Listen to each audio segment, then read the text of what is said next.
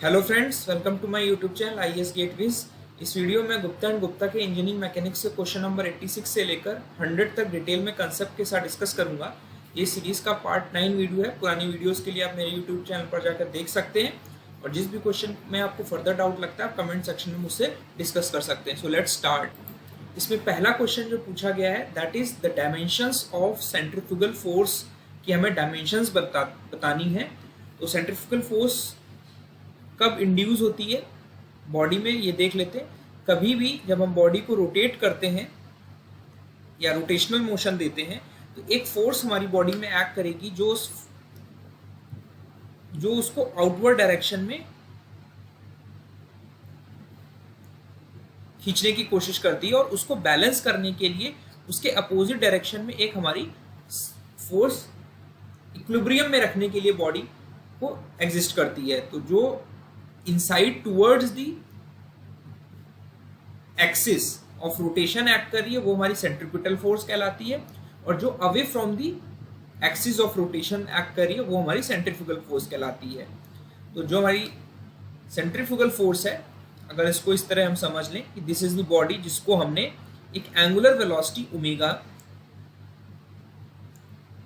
से रोटेट किया, तो जो हमारी किसी भी पॉइंट पर अगर हमारा रोटेशनल मोशन हो रहा है तो r is the radial distance from the axis of rotation. तो जो टेंजेंशियल वेलोसिटी है वो हमारी ओमेगा r होगी और जो हमारी सेंट्रीपिटल फोर्स और सेंट्रीफ्यूगल फोर्स होगी वो हमारी होगी m ओमेगा स्क्वायर r, या इसको ऐसे भी लिख सकते हो आप v equal to omega r से ओमेगा की वैल्यू आपकी आ जाएगी v बाई r। आप इसको यहाँ सब्स्टिट्यूट करोगे तो will get m v square by r as the centrifugal force. अब अगर आप डायमेंशंस निकालें तो यहाँ पर कि m जो है ये इस बॉडी का मास है और ये हमारी जो v है this is the tangential velocity at any instant of rotation. तो इसकी डायमेंशंस अगर रखें, मास की आपने m रख लिया, आपने वेलोसिटी की LT-1 होगी का होल स्क्वायर। वेलोसिटी जो होगी हमारी मीटर पर सेकेंड में SI यूनिट्स में लिखी जाती है, वहीं से हम लेंथ LT-1 हमारी ये डायमेंशन आ गई और रेडियस हमारा जो है वो हमारा लीनियर डायमेंशन है तो that is taken as L। तो यहाँ पर इसको आप सिंप्लीफाई करोगे तो you will get m power L की पावर n t की पावर -2। तो अगर यहाँ पर ऑप्शंस देखोगे तो करेक्ट आंसर जो होगा वो हमारा ऑप्शन सी हो जाएगा। तो जनरली जो हमारी फोर्स की यूनिट है वही हमारी सेंट्रीफ्यूगल फोर्स या सेंट्रीपिटल फोर्स की डायमेंशंस भी सेम होगी। तो करेक्ट आंसर जो होगा ऑप्शन सी होगा। उसके बाद हमारा नेक्स्ट क्वेश्चन है, यहाँ पर एक क्वांटिटी है जो कि सीजीएस सिस्टम पे मेजर की जा रही है, यानी जो उसकी यूनिट्स हैं वो हमारी सीजीएस सिस्टम में मेजर की जा रही हैं, जिसमें हम जो लेंथ है वो सेंटीमीटर में मेजर कर रहे हैं, जो मास है बॉडी का वो हम ग्राम में मेजर कर रहे हैं और जो हमारा टाइम है वो सेकेंड्स में। और भी हमारे दो सिस्टम है, एक हमारा एफपीएस सिस्टम है, एक हमारा एमकेएस सिस्टम है। एफपीएस सिस्टम में हम जो लेंथ है वो फुट पे लिखते हैं, एफ जो मास है वो हम पाउंड्स में मेजर करते हैं और जो टाइम है वो सेकंड्स में मेजर करते हैं। तो आपको ध्यान रखने की जरूरत है कि एफपीएस सिस्टम, सीजीएस सिस्टम और एमकेएस सिस्टम जो हमारा मीटर किलोग्राम सेकंड जिसे आप मेट्रिक सिस्टम भी बोलते हैं, और एसआई यूनिट्स एमकेएस सिस्टम पर हमारी बेस्ड हैं। तो यहाँ पर जो डायमेंशंस दी हैं वो हमारी सीजीएस सिस्टम की डायमेंशंस हैं और हमसे पूछा जा रहा है कि हम इसे अगर एसआई यूनिट्स में कन्वर्ट करना है तो किस न्यूमेरिकल फैक्टर से इसमें मल्टीप्लाई करेंगे। तो थोड़ा सा यहाँ पर इसकी डायमेंशंस लिखते हैं। m की पावर -2 है, l की पावर 3 है, टाइम की पावर 3/2 है। तो सीजीएस सिस्टम में जो मास है वो हमारा किस यूनिट में है, ग्राम्स में है। तो यहाँ पे लिख लेते हैं दिस इज सीजीएस सिस्टम। तो ग्राम की पावर -2 हो गया, लेंथ हमारी मीटर सेंटीमीटर में लिखी जाती है तो सेंटीमीटर का क्यूब हो गया और टाइम हमारा सेकंड्स में लिखा जाता है, उसको हमने सी से डिनोट कर लिया। अब हम इसको क्या कर रहे हैं, एसआई यूनिट्स में यानी एमकेएस सिस्टम में मेजर कर रहे हैं। तो आपको क्या करना पड़ेगा, ग्राम को आपको एसआई यूनिट सिस्टम में केजी में लिखने के लिए आपको क्या लिखना पड़ेगा, 1/1000 केजी। सेंटीमीटर को आपको मीटर में लिखना होगा बिकॉज एमकेएस सिस्टम में हमारा मीटर में है लेंथ। तो 1 सेंटीमीटर को 1/100 मीटर लिख सकते हैं, इसका होल क्यूब, और सेकेंड का सेकेंड ही रहेगा। तो आप इसको सिंप्लीफाई करोगे तो it can be written as 1000 का होल स्क्वायर इंटू 1/100 100 का क्यूब इंटू kg की पावर -2, m की पावर मीटर क्यूब, s की पावर 3/2, यानी ये हमारी यूनिट आ गई SI यूनिट, और ये हमारी यूनिट जो है वो CGS सिस्टम में है। तो अगर आप देखोगे तो यहाँ पे ये फैक्टर को सिंप्लीफाई करोगे तो ये हमारा यूनिट आ जाएगी 1, यानी 1 इंटू SI यूनिट्स। तो इसका मतलब ये हुआ कि हम CGS सिस्टम में अगर 1 यूनिट जो फैक्टर 1 है उससे मल्टीप्लाई कर देंगे तो हमारी जो यूनिट है वो MKS सिस्टम में कन्वर्ट हो जाएंगी। तो यहाँ पर करेक्ट आंसर जो होगा ऑप्शन ए होगा। तो ध्यान रखना, आप किसी भी यूनिट कन्वर्जन्स में इसका यूज करके आप निकाल सकते हो। उसके बाद हमारा नेक्स्ट क्वेश्चन है,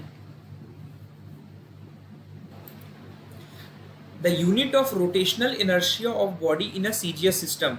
जैसे हमारा बीम्स में आपने पढ़ा होगा कि जब हमारी बेंडिंग होती है तो वहां पर मोमेंट ऑफ इनर्शिया एक पैरामीटर होता है जो बेंडिंग स्ट्रेंथ डिटरमाइन करता है। उसी तरह जब हम किसी भी बॉडी को रोटेट कर रहे हैं यानी रोटेशनल मोशन उस पर इंड्यूस कर रहे हैं तो वहां पर जो बॉडी का इनर्शिया है वो हमारा रोटेशनल इनर्शिया ऑफ बॉडी के टर्म्स में जाना जाता है, जिसको आप लिख सकते हो समीशन ऑफ MI/RI का होल स्क्वायर। यानी अगर कोई भी रेडियल डिस्टेंस पर आप मास ले लेते हैं,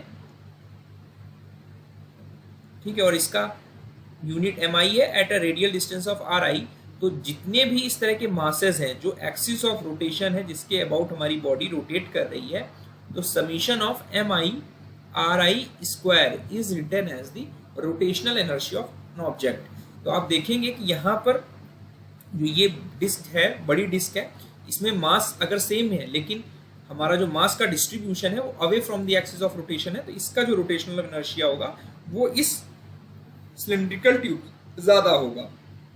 तो अगर यूनिट भी आप लिखोगे, यहाँ पे मास की यूनिट क्या होगी, आपकी CGS सिस्टम में बात कर रहा है तो मास को आपको ग्राम्स में लिखना होगा, और आपका R जो है वो रेडियल डिस्टेंस है यानी लीनियर मीटर्स में है।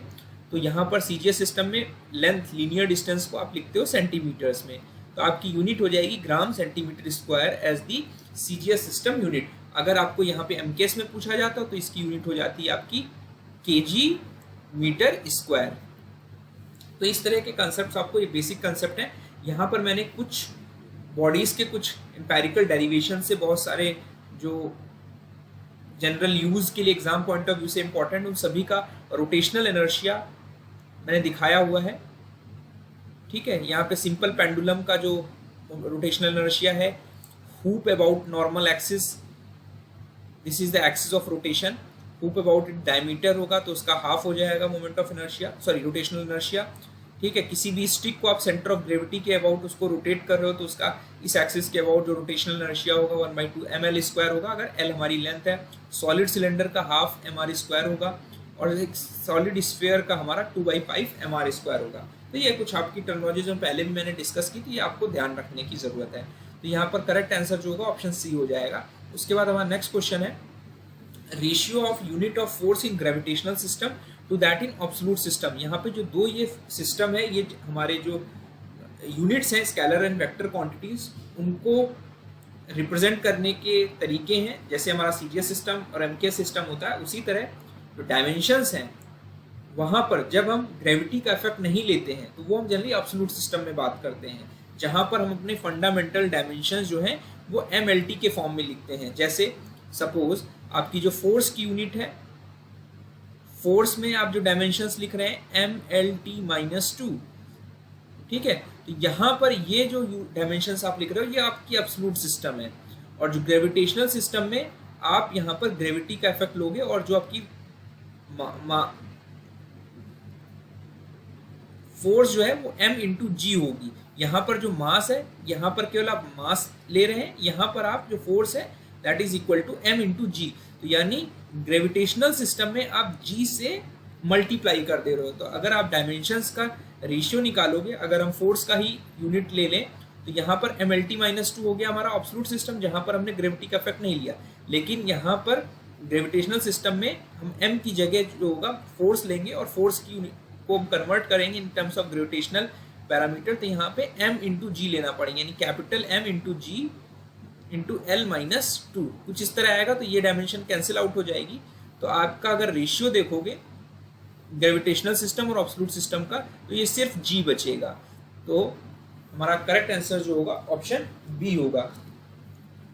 ठीक है, कि हमारा जो फोर्स की डायमेंशंस हैं ग्रेविटेशनल सिस्टम में और एब्सोल्यूट सिस्टम में वो हमारी जी है। ठीक है, यहां पर मैंने लिखा भी हुआ है कि एमकेएस सिस्टम में आपकी जो ग्रेविटेशनल यूनिट फोर्स है, जब आप ग्रेविटी को इफेक्ट कंसीडर कर रहे हैं तो फोर्स में आपको जो लिखने का तरीका है gravitational unit, that is written as kilo joule kilogram force. यानी जो आप के जी एफ लिखते हो, यहां पर जो एफ है ये इंडिकेट कर रहा है कि दिस इज फोर्स, जहां पर आपने ग्रेविटेशनल इफेक्ट कंसीडर किया और ये हमारा ग्रेविटेशनल सिस्टम है। तो यहां पर अभी कन्वर्जन कैसे करेंगे इस 1 किलो जूल फोर्स का, और जो हमारी सीजीएस सिस्टम में फोर्स की यूनिट है वो हमारी डाइन है, और फोर्स की जो एसआई यूनिट में सिस्टम है वो हमारी न्यूटन है।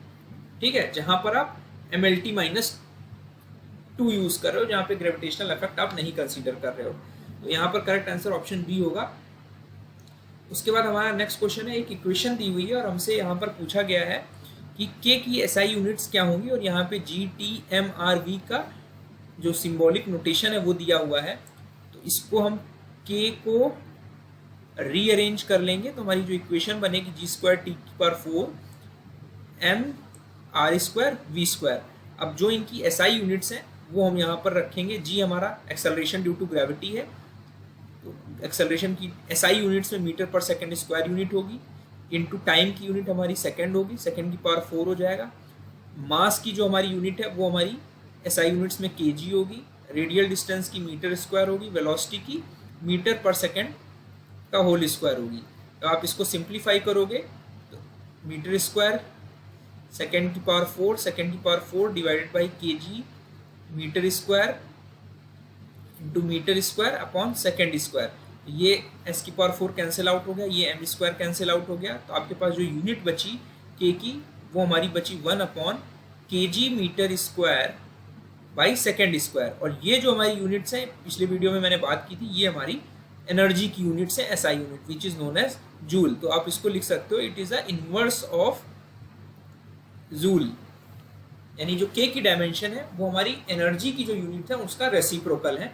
तो यहाँ पर करेक्ट आंसर जो होगा वो हमारा ऑप्शन बी होगा। ठीक है, उसके बाद हमारा नेक्स्ट क्वेश्चन है, इसमें पूछा जा रहा है हमसे कि हमारी जो फोर्स और एनर्जी की यूनिट्स हैं एसआई यूनिट्स हैं वो हमारी क्या होंगी। तो ये देख लेते हैं वन बाय वन। सबसे पहले जो हमारा न्यूटन है ये हमारी फोर्स की यूनिट है, एसआई यूनिट है, और जो वॉट है ये हमारी पावर की यूनिट है, इसे आप रेट ऑफ डूइंग वर्क बोलते हैं। एंड डाइन जो है हमारी ये सीजीएस सिस्टम में हमारी फोर्स की यूनिट है, और अर्ग जो है ये हमारी सीजीएस सिस्टम में एनर्जी की यूनिट है। तो अगर आप एनर्जी की जो यूनिट्स हैं वो आप सीजीएस सिस्टम में लिखेंगे तो वो हमारी यूनिट कहलाएगी अर्ग में। और जैसे मैंने पहले पिछले वीडियोस में कन्वर्जन बताया था, तो आपकी जो 1 जूल है जो एसआई यूनिट्स में एनर्जी की यूनिट है वो हमारी 10 की पावर 7 अर्ग्स के बराबर होगी। ये आप डायमेंशनल एनालिसिस से कंपेयर करके निकाल सकते हो। न्यूटन एंड जूल जो है, न्यूटन हमारी एसआई यूनिट है 4 की, जो कि हमारा जेम्स प्रेस्कॉट जूल के नाम से पढ़ा था, बिकॉज उन्होंने हीट के एक्सपेरिमेंट्स में एनर्जी का कंसेप्ट दिया था। और जो जूल है हमारी ये हमारी एसआई यूनिट है एनर्जी की। तो यहाँ पर करेक्ट आंसर जो होगा वो ऑप्शन सी होगा।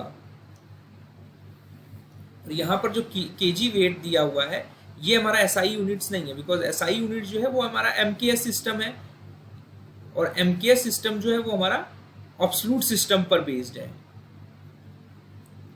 जहां पर हम ग्रेविटी का इफेक्ट नहीं लेते हैं। और यहां पर केजी वेट जो लिखा हुआ है ये फोर्स की यूनिट तो है, but it is in the gravitational system of, ये ग्रेविटेशनल सिस्टम है जहां पर हम फोर्स की यूनिट केजी वेट में लिख रहे हैं, यानी यहां पर हम जी का इफेक्ट ले रहे हैं। ठीक है, बिकॉज ये जो केजी है यहाँ पर मास नहीं है, यहाँ पर है WT जो इंडिकेट कर रहा है कि जो केजी है वो हमारा वेट में ले रहे हैं यहाँ, जहाँ इसका मतलब हमें एक्सेलरेशन ड्यू टू ग्रेविटी यानी मास को हमें वेट के टर्म्स में कन्वर्ट करना है, जहाँ पर ग्रेविटेशनल इफेक्ट को कंसीडर करना होगा। और 1 जूल मैंने बताया था आपको 1 न्यूटन मीटर के बराबर है, जिससे आप 1 kg मीटर स्क्वायर पर सेकेंड स्क्वायर लिख सकते हो। जो पावर है हमारा, ये हमारी जो यूनिट्स है, रेट ऑफ डूइंग वर्क होता है, जिसमें वर्क अपॉन टाइम को हम पावर लिखते हैं। तो वर्क जो है ये हमारी एनर्जी की यूनिट, जो वर्क की है यूनिट है वो हमारी एनर्जी की यूनिट में लिख सकते हो। तो एनर्जी की यूनिट हमारी है जूल, जिसे आप 1 न्यूटन मीटर के बराबर लिख सकते हो। Work done by 1 newton force over a metre, और 1 मीटर डिस्प्लेसमेंट के लिए 1 न्यूटन की फोर्स अगर लग रही है तो जो वर्क डन है हमारा वो हमारा 1 जूल कहलाएगा। ठीक है, तो जो पावर है हमारा, this is work upon time which is joule upon time यानी सेकेंड्स। जूल मैंने आपको बताया था that is kg metre square पर सेकेंड स्क्वायर, और यहाँ सेकेंड है ऑलरेडी हमारा, तो केजी मीटर स्क्वायर पर सेकेंड क्यूब हो जाएगा। केजी हमारा मास हो गया, एल स्क्वायर हो गया, टी माइनस 3 हो गया। तो यहाँ पर जो करेक्ट आंसर होगा वो हमारा ऑप्शन बी हो जाएगा। उसके बाद हमारा नेक्स्ट क्वेश्चन है, impulse can be obtained from a, impulse का मतलब ये है कि a force applied to an object for a certain amount of time. कोई भी ऑब्जेक्ट है जिसका मास अगर F है, M है, और उस पर हम फोर्स लगा रहे हैं for a certain amount of time delta T, तो जो F डेल्टा टी का जो मैग्नीट्यूड है वो हमारा कहलाएगा इम्पल्स। ठीक है, तो अगर हम फोर्स और टाइम का ग्राफ खींचे तो जो एरिया अंडर दी ग्राफ होगा, यानी फोर्स और टाइम का जो ग्राफ बन रहा है उसके अंदर का जो एरिया है वो हमारा इम्पल्स को इंडिकेट करेगा। अगर वो ट्राइंगुलर फॉर्म में हमारा डायग्राम बन रहा है तो उसका जो एरिया होगा impulse half into peak value जो होगी फोर्स की, ठीक है, into time, area under this triangle. तो हमारा जो फोर्स टाइम ग्राफ है वो हमारा इम्पल्स को रिप्रेजेंट करता है। उसके बाद आते हैं 1 newton is equal to 1 newton force. मैंने आपको बताया ये यूनिट हमारी जो है मेट्रिक सिस्टम की यूनिट है, SI यूनिट है, और 1 न्यूटन ये डिनोट कर रहा है कि कोई भी हमारा, अगर मान लेते हैं एक व्हीकल है जिसका वेट जो है वो 1 kg है, तो कितनी फोर्स हमें इस व्हीकल में लगानी पड़ रही है कि पर सेकेंड जो उसकी वेलोसिटी हो रही है, चेंज हो रही है, वो 1 मीटर पर सेकेंड, यानी बॉडी का जो एक्सेलरेशन है वो हमारा 1 मीटर पर सेकेंड स्क्वायर है।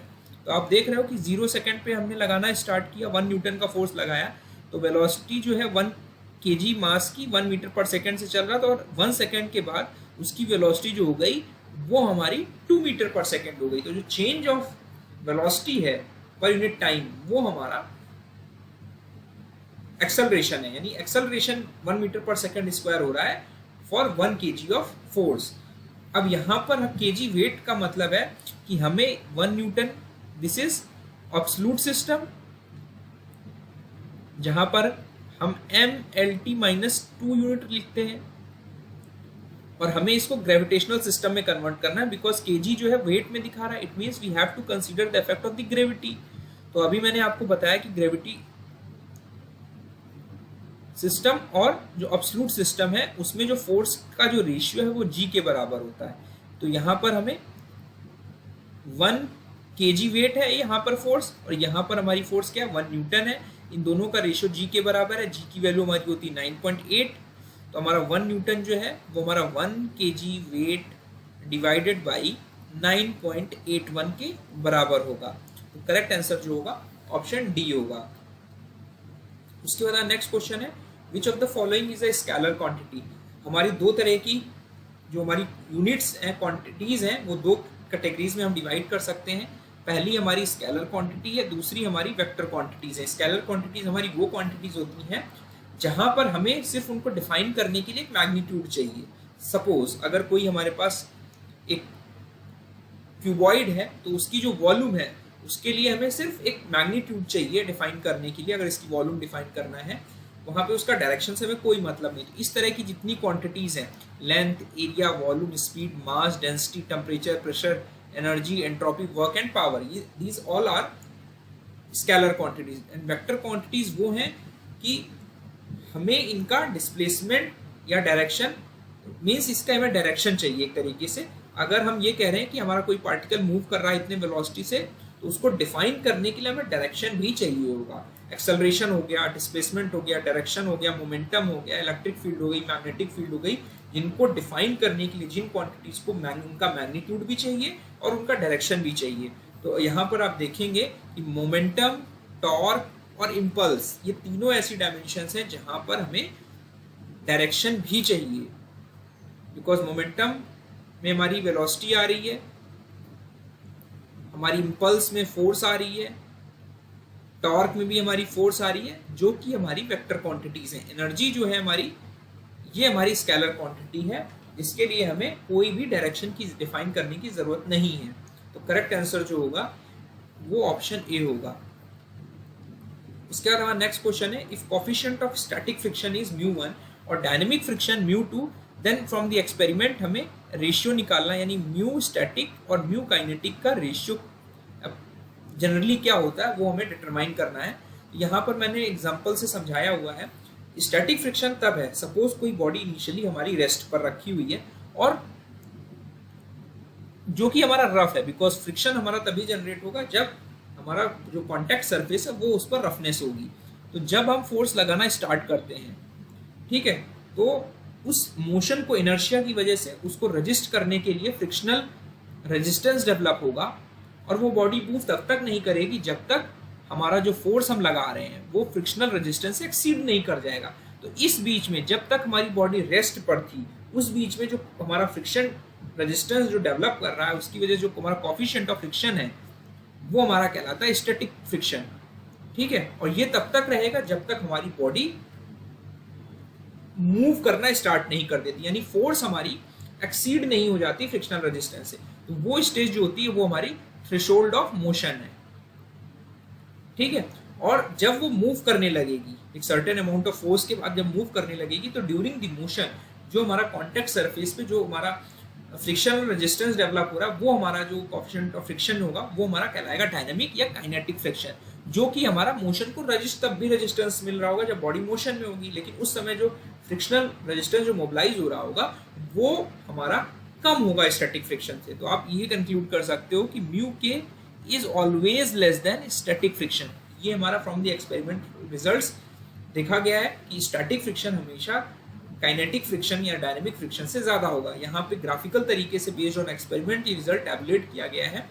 ये static friction just matches the applied force, और उसके बाद हमारा क्या होगा, मोशन स्टार्ट हो जाएगा, और उसके बाद हमारा काइनेटिक फ्रिक्शन जो होगा वो ड्यूरिंग द मोशन हमारा स्टैटिक फ्रिक्शन से कम होगा। तो यहाँ पर अगर आप रेशियो देखोगे, यहाँ पे हमसे स्टैटिक और काइनेटिक फ्रिक्शन का रेशियो पूछा जा रहा है, तो it will always be greater than 1, ठीक है। तो ये इंपॉर्टेंट कंसेप्ट है, ध्यान रखने की जरूरत है। तो करेक्ट आंसर जो होगा वो ऑप्शन सी हो जाएगा। A heavy ladder resting on a floor and against a vertical board में नॉट बी इन इक्विलिब्रियम। एक हमारी लैडर है जो कि वर्टिकल वॉल और एक हॉरिजॉन्टल फ्लोर पर रखी हुई है, और हमसे पूछा जा रहा है कि ये इक्विलिब्रियम में कब नहीं होगी। तो इक्विलिब्रियम में होने के लिए हमारा summation of all forces in x direction और समीशन ऑफ वाई डायरेक्शन हमारा 0 होना चाहिए। इसका मतलब अगर वो स्लाइड करेगी यानी डाउनवर्ड मोशन करेगी, तो इसको रजिस्ट करने के लिए यहाँ पर पॉइंट ऑफ कॉन्टैक्ट जो फ्लोर पर होगा वहां पर हमारा फ्रिक्शनल रेजिस्टेंस डेवलप होना चाहिए, जो कि एफ कॉम, और एफ हमारा तभी डेवलप होगा जब इस सरफेस का कुछ फ्रिक्शनल रेजिस्टेंस यानी फ्रिक्शन कोफिशिएंट होगा। यानी अगर ये सरफेस बिल्कुल स्मूथ है तो हमारा जो कोफिशिएंट ऑफ फ्रिक्शन है वो हमारा 0 हो जाएगा, यानी फ्रिक्शनलेस सरफेस हो जाएगा। और फ्रिक्शनलेस सरफेस होगा तो हमारा कोई भी रेजिस्टेंस हॉरिजॉन्टल डायरेक्शन में नहीं होगा, और ये हमारी स्लाइड करके ये लैडर गिर जाएगी। तो this will be the stable equilibrium, unstable equilibrium. तो इसी वजह से कह सकते हैं कि हमारा अगर फ्लोर या वॉल स्मूथ होंगे दोनों, तो वहां पर हमारा अनस्टेबल इक्विलिब्रियम हो जाएगा। उसके बाद हमारा नेक्स्ट क्वेश्चन है, coefficient of friction depends upon. तो कोफिशिएंट ऑफ फ्रिक्शन मैंने आपको बताया था कि जब हम किसी भी ऑब्जेक्ट जो कि किसी पर्टिकुलर कॉन्टैक्ट सरफेस बना रहा है जिसके साथ, वो उस सरफेस के टेक्सचर पर डिपेंड करेगा, और जो हमारा नॉर्मल फोर्स एक्ट कर रही है उस पर डिपेंड करेगा। उसकी कोई यूनिट्स नहीं होती, और ये डिपेंड करता है कि कैरेक्टरिस्टिक ऑफ बोथ सरफेसेस, कि जो हमारा ऑब्जेक्ट है उसके बॉटम पे क्या कैरेक्टरिस्टिक्स है और जो जिस सरफेस पर रखा हुआ उसकी क्या कैरेक्टरिस्टिक है। तो जितना ज़्यादा सरफेस रफ होगा उतना ज़्यादा हमारा फ्रिक्शनल रेजिस्टेंस होगा। एरिया ऑफ कॉन्टैक्ट का कोई मतलब नहीं होता है, तो हमारा एरिया ऑफ कॉन्टैक्ट पे इंडिपेंडेंट होगा, केवल हमारा नेचर ऑफ फोर्सेस पर डिपेंड करता है। इस वजह से जो करेक्ट आंसर होगा वो ऑप्शन ए होगा। उसके बाद हमारा नेक्स्ट क्वेश्चन है, एक क्यूब रखा हुआ है, rest on a rough horizontal surface. अब रफ का मतलब है कि वहां पर हमारा फ्रिक्शनल रेजिस्टेंस होगा,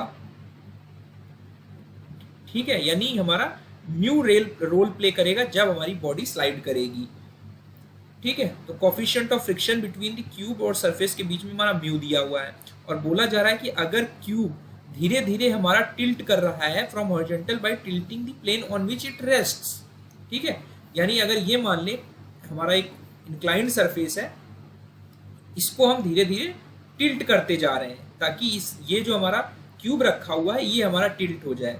और इसमें पूछा जा रहा है कि then the equilibrium is disturb by sliding first. तो यहाँ पे दो फिनोमेना होंगे, एक हमारा स्लाइडिंग हो रहा है और एक हमारा टिल्टिंग हो रहा है। तो कौन सा फिनोमेना प्रिडोमिनेट करेगा, ये हमारे जो फोर्सेस जनरेट हो रही हैं जो बॉडी पर ड्यूरिंग द मोशन, उस पर डिपेंड करेगा। तो देख लेते हैं कि सबसे पहली कंडीशन ये मान लेते हैं कि बिकॉज यहाँ पे फ्रिक्शनल रेजिस्टेंस डेवलप होगा due to weight component of the cube.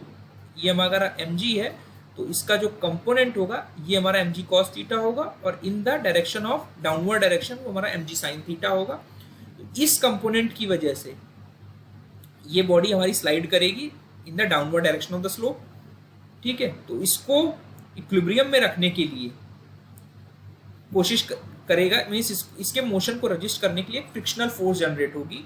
तो आप लिख सकते हो कि स्लाइडिंग हमारी तब होगी, यानी for sliding towards the downward direction, हमारा जो mg sin थीटा कंपोनेंट है वो हमारा बड़ा होगा।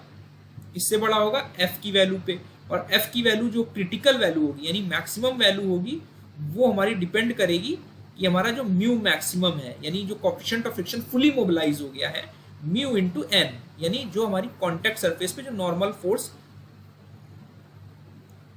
डेवलप हो रही, जिसको आपने यहाँ पर दिखाया हुआ है सेंटर ऑफ ग्रेविटी पे, सेंटर ऑफ मास पे, ठीक है। तो आप इसे लिख सकते हो। तो n जो नॉर्मल रिएक्शन डेवलप होगी वो हमारी इस वर्टिकल कंपोनेंट जो है mg cos थीटा उसके बराबर होगा, सिग्मा fy इक्वल टू 0 करने पर। तो आप इसे ये लिख सकते हो कि स्लाइडिंग के केस के लिए जो mg sin थीटा है वो हमारा ग्रेटर होना चाहिए, म्यू मैक्सिमम की वैल्यू म्यू दी है जो कि फुली मोबिलाइज हो गई है, इंटू mg cos थीटा, यानी अगर इसको आप सॉल्व करोगे तो हमारा tan थीटा जो होना चाहिए वो हमारा ग्रेटर देन 1 होना चाहिए, sorry tan theta should be greater than mu, ठीक है। tan थीटा जो होना चाहिए वो हमारा जो कोएफिशिएंट ऑफ फ्रिक्शन है उससे बड़ा होना चाहिए स्लाइडिंग के लिए, पहला केस। दूसरा केस हमसे ये बोला जा रहा है कि जब हम अपने जो हमारा इंक्लाइंड प्लेन है उसको हम टिल्ट करते जा रहे हैं, तो जब टिल्ट करेंगे तो हमारा एक रोटेशनल एक्शन होगा, तो हमारा बॉडी जो होगी वो रोटेशनल इक्विलिब्रियम में रखने के लिए हमारा एक टॉर्क डेवलप करेगा जो इसको टॉपलिंग करने से प्रिवेंट करने की कोशिश करेगा। बिकॉज जब हम इसको इस डायरेक्शन में टिल्ट कर रहे हैं प्लेन को, तो जो ये एफ कंपोनेंट है, जैसे जैसे टिल्ट करेंगे ये हमारा टिल्ट होता जाएगा। तो इसकी जो अगर किसी भी इंस्टेंट पोजीशन देखेंगे आप तो ये कुछ इस तरह होगा। तो जो नॉर्मल कंपोनेंट है धीरे धीरे हमारा यहाँ कहीं शिफ्ट हो जाएगा, जो एन फोर्स है, ठीक है।